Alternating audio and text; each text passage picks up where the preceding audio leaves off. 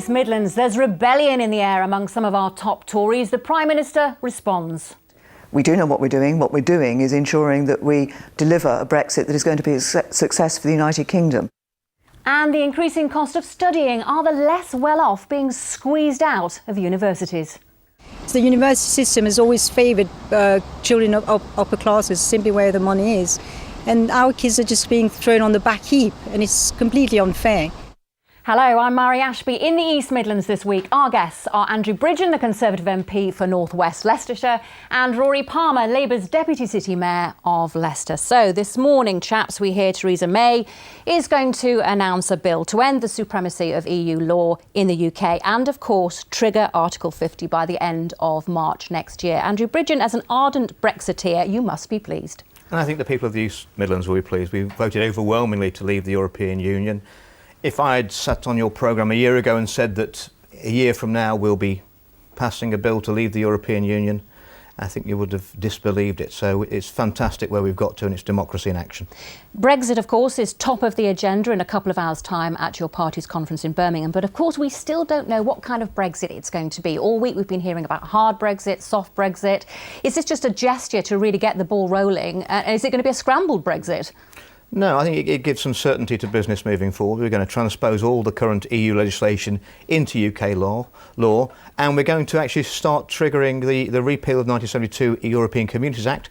As a sovereign parliament, that's how we went into the European Union, and I've always believed that as a sovereign parliament, representing the views of the British people, that's repeal of that Act of Parliament is how we should leave the European Union. OK, well, should Labour be supporting this, Rory Palmer? After all, it is the will of the people. Well, look, there's clear lessons for Labour to learn out of the EU referendum. I've been very honest about that. There's some difficult truths for us to confront. But look, on this, the Grand Repeal Bill, or whatever it's going to be called, let's wait and see. We haven't got a bill yet, and I'm not so sure it's all that prime ministerial to start outlining something of such huge constitutional significance in what is essentially overnight party conference media briefings. This surely should have been announced first and foremost while Parliament was sitting in the House of Commons. This issue is far too important. So is it just to grab headlines, is what you're saying? Well, it's exactly what it is, and it has done, hasn't it? Look, this issue is of huge importance. If I was an MP, I'd be sort of feeling pretty short-changed this morning. It's not as if, the referendum result has not been known since June. Theresa May became Prime Minister. She's had weeks to set out a timetable and plans for Brexit. To put it out in this sort of overnight party conference media briefings is not good enough. Well, will Theresa May's announcement be enough to quell some of the discontent among our Conservative MPs? This week, some of the biggest names in the region have expressed concern at a lack of planning for Brexit, and one says he'll even vote against it. Meanwhile, of course, several of our Labour MPs have been in open revolt against their leader, Jeremy Corbyn. Our political editor, Tony Rowe, has been taking a look at the insubordination brewing in the ranks. We know a bit about rebellion in these parts, whether it's literary figures, Luddites or Robin Hood. When it comes to MPs, they're meant to toe the party line at Westminster. But in this summer of discontent moving into autumn, there are rebels emerging in both Labour and the Tories. Prime Minister, Ken Clarke says you don't know what you're doing over Brexit. We are preparing for the negotiations that need to take place for Brexit. We do know what we're doing. What we're doing is ensuring that we deliver a Brexit that is going to be a success for the United Kingdom. That means getting the right deal for trade in goods and services, but also ensuring that we control movement of people from the European Union into the UK. That was a clear message we got from the vote on the 23rd of June. After the referendum came the so-called Labour coup. Vernon Coker, Gloria Di Piero and Lillian Greenwood all quit the shadow cabinet. All were at the Labour conference this week. Will any want to return to the front bench? Will any be asked for the sake of unity? Transport's clearly a priority. It's a shame then, isn't it, that Lillian Greenwood is no longer on your front bench speaking about it, because it's something she cares about with a passion. Absolutely, and I was very happy to work with Lillian, and I'm sure we're going to work together in the future. Is that an offer? Listen, I'm talking to a lot of colleagues in the Parliamentary Labour Party about how we're going to put a good team together. There's disquiet too among many Conservative backbenchers, with East Midlands MPs leading the way. The Loughborough MP, Nicky Morgan, said there's been a lack of a Brexit plan from our government about the negotiating, the process, what's going to happen and what we're going to ask for. It's what she told us on Sunday Politics a fortnight ago. I think we also need to get Article 50 triggered. I mean, I think they said it's going to be in the early part of next year, but we now need to get on with this. She was backed up by the Broxtowe MP Anna Soubry, a major Remain campaigner in the referendum, who tweeted her support. But the biggest blow came from Ken Clarke, the Rushcliffe MP and another prominent Remain campaigner. He said Theresa May was running a government without policies and that he would vote against any plans to leave the EU when they came to Parliament.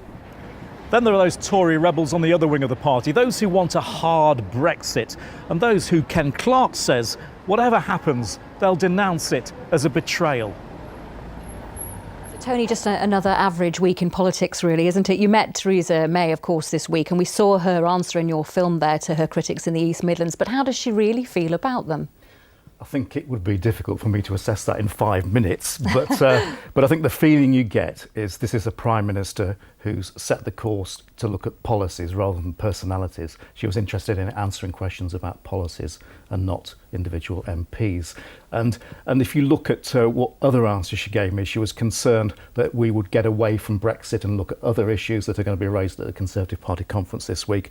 And it's very much the message that she says this is a government for everyone and not just a privileged few. That's the mantra. OK, well, you've also spoken, as we know, to Anna Soubry. How deep are her concerns? Well, she's already said this morning that she's hugely concerned about triggering Brexit with Article 50 by the end of March. And what she's worried about is the effect the uncertainty is having on business in particular. And she's given examples of Nissan, who she fears will leave the country, move to France. And she also has given me some local examples where they employ a lot of EU labour and they can't get British people to do those jobs. And this is a historic thing. It's happened for many, many years. Ever since we joined the EU, there are certain jobs that for whatever reason, people won't do here, and they rely on EU labour. Anna Soubry's concerns sound very real there, Andrew Bridgen. I can understand why campaigning MPs such as Ken Clarke, Nicky Morgan, Anna Soubry. The EU referendum debate was a debate of the most important issue facing our country. There were strong opinions on both sides. And I can understand why those three feel a little bruised about the result. But at the end of the day, they should look at, actually, they've got entitled to their opinion. We live in a democracy. And you're all in the same party and you're so divided. Well, I mean, they are serial rebels all the time, aren't they, those three, I'm sure. No, it's strange for you, because you're normally the rebel, aren't you? Well, I appear to be the mainstream now. I'm certainly supporting the Prime Minister on this issue. I can understand why they feel bruised. It's been a major reversal for them. But they've got to look at, in the case of Anna Soubry and Nicky Morgan, how their constituents voted. They voted to leave the European Union. We've got to make the best deal we can. I think there's huge opportunities for us. Rory Palmer, so divisions in the Conservative ranks as we hear, some splits there. Surely a perfect time for a united Labour Party to step in. There are not many certainties in politics these days, but I think one of the certainties that remains will be the Tories' ability to fall out quite fantastically over the issue of Europe. We are starting to see that now, and I honestly think as this Brexit process starts to unfold, I think the fallings out, the arguments, the divisions in the Tory party over that issue, even now after the referendum, will probably make whatever woes we have in the Labour Party today look like a picnic in the park. Well, simplifying that, I mean, I knocked on a lot of doors across the East Midlands during the referendum campaign. There's an awful lot of former Labour voters voted to leave the European Union, and basically Rory's party is just turning their back on them, as are the Lib Dems. Rory Palmer? No, we're absolutely not turning our back. As I said at the outset of this programme, there is some difficult learning for Labour to do coming out of this referendum. That is very, very clear. A lot of people in Labour areas voted to leave. They did, absolutely, and there's absolutely no denying that. And Labour have got a big job to do over the coming weeks and months. We started that yesterday, big national campaign day. I was out knocking on doors in Leicester, and we have got to start listening to people on some really difficult issues. Comments really helped, calling anyone who voted for Brexit a racist. Look, clearly there is some sort of rhetoric and noise coming from certain parts of the Labour Party, which is not helpful, in my view, to the rebuilding Labour has to do. You said back in June, though, Rory, didn't you also, that Jeremy Corbyn should go? You've just come back from conference. Do you stand by that? Look, I didn't vote for Jeremy Corbyn in the leadership contest last year. I didn't vote for Jeremy Corbyn this year. And I think those of us who didn't support Jeremy Corbyn in that leadership process now actually have three choices. One is to walk away. I'm not going to do that. I would encourage others not to do that. Two, we can go and sulk in the corner and pretend this isn't happening, or 3, we can accept the result of this leadership process and we can do whatever we can do to help make Labour electable, to take the fight to the Tories, as we were doing at our conference. If you look at the speeches that members of our front bench were making, locally, Jonathan Ashworth, Leicester South MP, Shadow Cabinet member, really put the fight to the Tories, and that's what we have to do. Or 4, as somebody in the Labour Party who didn't vote for Jeremy Corbyn, you can hide under the duvet and wait for the purges to start. Or, you could do the honourable thing, like Leon Spence, who's a very experienced councillor in my constituency for the Labour Party, and he's just resigned from the Labour Party. Fair dues. I mean, the Labour Party had already deselected him. He's not joined your party, though. He hasn't joined my party, but I think we would talk to him. Look, very reasonable. Leon has made his choice. I actually think he's in a very, very, very small minority. I've seen a handful of people walking away from the Labour Party after the result last week. That's not the answer to this. Actually, Labour is a very broad church. We are at our best when we are united. We need to be taking on this Tory government, which, as has been outlined, is starting to become ever more divided. There is a big opportunity there for Labour. Jeremy's got the big responsibility to lead us through that. Tony, you've obviously had a busy couple of weeks on this. You've also spoken to Jeremy Corbyn. What's your take on how he feels about the rebels? Could they come back into the fold? Well, I think you saw in the interview just now that he was a bit touchy on the matter, and I think it will boil down to those individual MPs and to whether they actually want to serve under him on a shadow cabinet. But picking up on something Rory said just then, the biggest cheer he got in a reception among East Midlands Labour Party members was when he raised the subject of grammar schools and education. And that is an issue which unites the party. And again, as Rory said, everyone from the Labour Party in the East Midlands were out on the streets yesterday campaigning on that issue. But one thing they didn't talk about and they didn't debate at the conference was Brexit. OK. So, disagreement in the two main parties. Is there a chance for the Lib Dems in the East Midlands to make up some ground? The party's vice chair in Nottingham says their fight back is underway. We're taking the chances already. Leicestershire, Derbyshire, North East Derbyshire, Leicestershire, we're already taking those chances locally and we're winning by-elections. Massive swings on Thursday in Derbyshire. We're a fresh breeze in the East Midlands. We're not the usual faces. We're saying something new. We're not lurching to the left. We're not lurching to the right. We're after sensible, evidence-based policies that make sense for real people in real lives. I think after the general election and after the referendum, people are wanting something new, something different. I think the referendum result was a big vote against the old politics and they want to see a new broom and a new face. And in the East Midlands, that's the Liberal Democrats.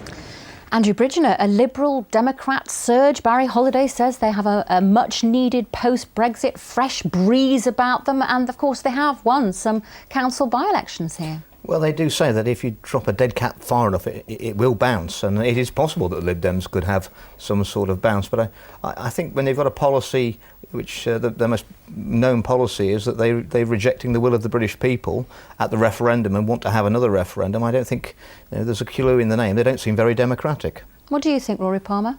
Could they come back? Look, if Labour have an electoral mountain to climb, by Jeremy Corbyn's own admission, I think the Liberal Democrats have probably got Kilimanjaro and Everest as just their gentle warm-up, to be honest. Aren't they more of a threat to the Labour Party, though? They could take some of your voters from the middle ground. Absolutely not. I mean, look, what people generally say to me on the doorstep is, A, they've sort of forgotten all about the Liberal Democrats, but actually when we remind them of the Liberal Democrat record being part of the most unpopular, damaging government in living memory, it was the Liberal Democrats that support the bedroom tax, the reorganisation of the NHS, the Liberal Democrats that support all these devastating cuts to our council majority Conservative budgets. But look, the Liberal Democrats are going to have to work really, really hard to throw off that sort of toxic brand, that toxic reputation of being part of the Cameron government. Tony, finally, you're off to the Conservative conference at any moment now. What do you expect to happen this week? Well, I think we've got the Brexit debates today, haven't we? And we've got business tomorrow. I don't think there'll be any rabbits out of the hat, but we will hear some policies which we've not heard before. And I think among them is the Education Secretary, Justin Greening, will announce a social fund to help people with social mobility in poor areas. And one of those areas is Derby. OK, thanks very much, Tony. Enjoy Birmingham.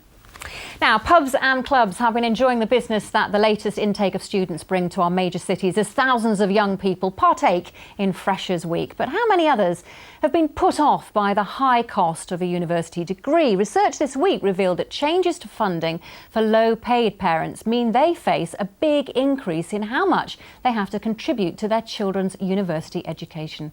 Here's Rob Pittam. Feeding yourself is one of the challenges of student life, and every little helps. Surviving on loans is a challenge too. At the University of Derby, more than 4,000 first-year students are starting this month. Their first assignment, working out if it's enough to live on. I'm a mature student and I've got a family, so not quite. So I still have to work? Yeah, I find it more than enough. I had a job before and I've still got that job, so that gives me a little bit of money at least, so I've not had to tap into my student loan yet. I'm from a household, single mother. She earns over the maximum boundary, but herself, she gives me no money towards my uni. Every single thing that I get is from my student loan, and fair enough, I live at home now. Last year, I was living in accommodation. I had to literally quit uni because I could not afford to do it. For parents too, it can be a struggle. In Belper, Mira Lynn says her son's loan works out at just £88 a week, leaving her and her husband to find £500 a month. Both are NHS workers, and it's a struggle. This is the first year that I've put one of my children into uni, and I never realised just how hard on the family it was going to be. I've had to cut down on my food expenses, obviously. You've got to cut out on various things like family holidays, for instance. We didn't go this year because I was expecting to finance my son, but I just didn't realise how much of a finance was going to be. But we're not giving up. We're going to struggle on. He's going to get through uni, hopefully he passes his exams, and hopefully the government listens to people like us. But the government strongly denies it's discriminating. Figures show that record numbers of people from disadvantaged backgrounds are going to university, and it says it's increased maintenance support for students from the lowest income families by 10%. Although that now comes as a loan rather than a grant, Mira's not convinced. The university system has always favoured children of upper classes, simply where the money is, and our kids are just being thrown on the back heap, and it's completely unfair. Something needs to be done. I mean, £3,821, £88 a week, to pay your rent, feed yourself and buy your coursework material. How is that possible for anyone? With tuition fees set to rise and the prospect of graduating with huge debts, university can be a major financial burden for students and parents. The question being asked by many, is the government doing enough to help those that can least afford it? So, Andrew, Mira Lynn there, hoping that your government will listen. This is a parent who's having to cut down on the food that she buys, not having holidays, and all of this to send one child to university. Are you listening? We are, and university is still, the best way of getting on in life. Average graduate's going to earn £9,000 a year, more than a non-graduate. Her son's going to university, she says, because he couldn't find a decent job. And he's going to come out with tons of debt.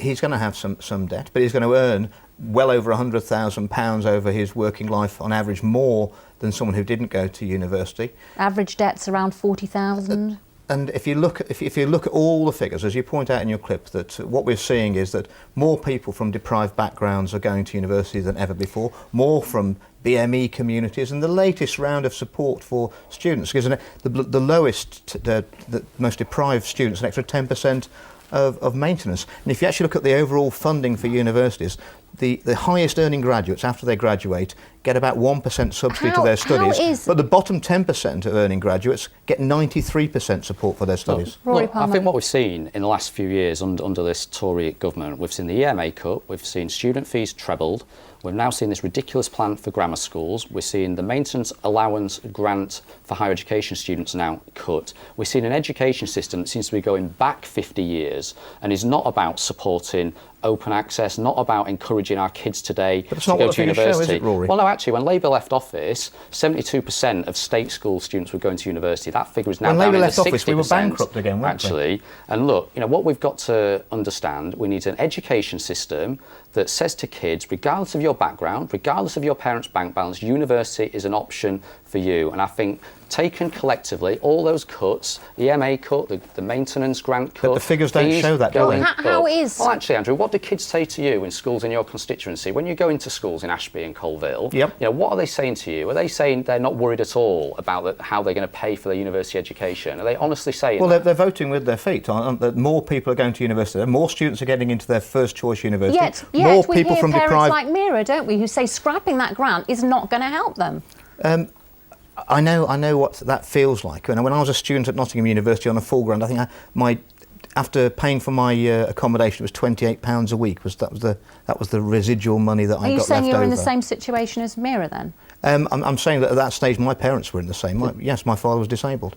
One of the really outrageous things, though, on this maintenance grant cut is that the Tories tried to sneak this through in a parliamentary committee of 18 MPs. They didn't even want to have a full House of Commons debate and vote on this. There was no consultation with students, with the National Union of Students or of universities. Wasn't it Labour that brought in the loan system? Labour did introduce tuition fees. I paid tuition fees. I had a student loan. I graduated with over £20,000 worth of debt. So was that wrong then to introduce that? No, there's a general acceptance now that people pay towards the cost of their higher education. Because they're benefiting but from it. actually, we're now approaching what I think is a tipping point where students are now going to graduate with an average debt of over £40,000. But they're going to earn well over £100,000 more. And if you look at mine, I went to university. I had a full grant.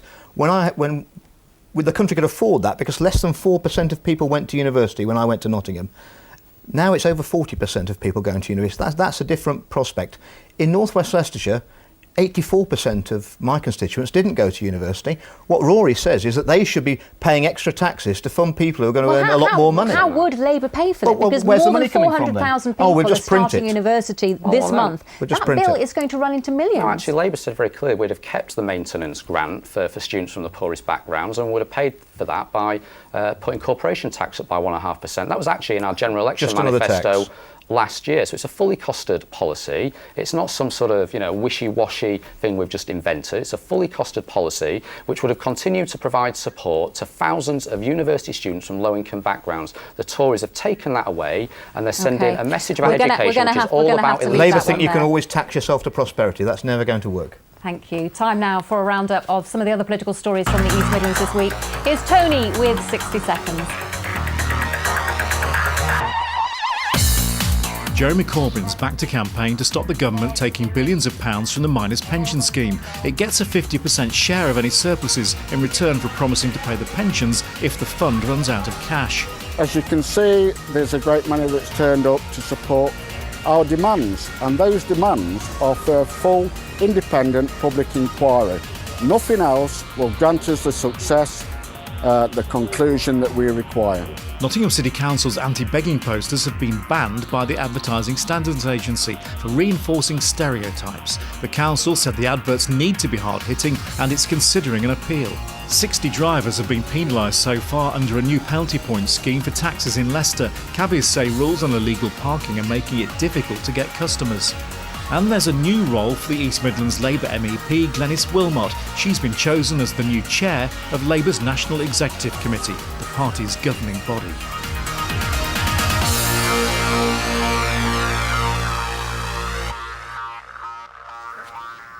And that is the Sunday Politics here in the East Midlands. Our thanks, of course, to our guests this week, Andrew Bridgen and Rory Palmer, for joining me in this studio. Time, though, now to hand you back to Andrew Neil in Birmingham.